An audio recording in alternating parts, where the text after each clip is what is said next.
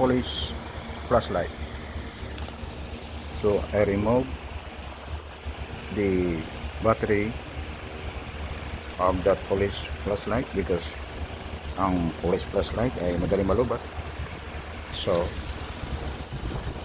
tinuli ko ito, tinanggal na nilagyan natin ng terminal, yung terminal ng USB.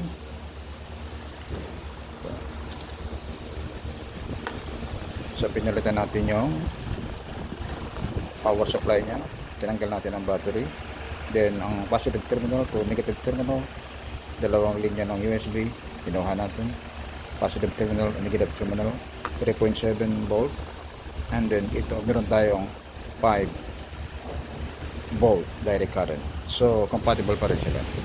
Alright, so dito na ako kukuha ng kuryente, mas matipid, kahit magdamag hindi malulubat. Ito ilang minuto mo lang gagamitin, malulubat na ito. Pero pag dito ka kumuha, meron kang steady supply kahit 12 hours pa. Alright, and also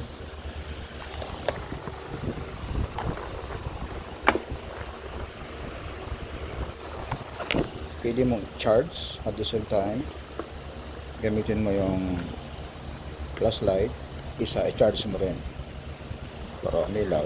For the meantime, habang nag-charge, habang kinakargahan mo to, nagagamit mo pa rin to dahil magkahiwalay sila.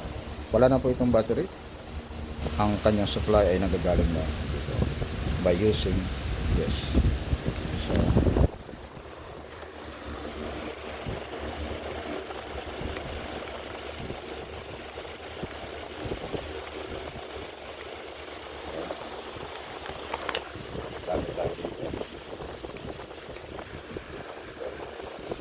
nagkakarga,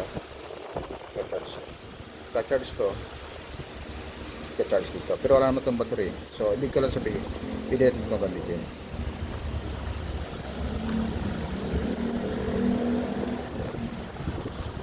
So pwede natin gamitin lamp, recording lamp kahit gabi by utilizing the smaller flashlight over the bigger strong flashlight.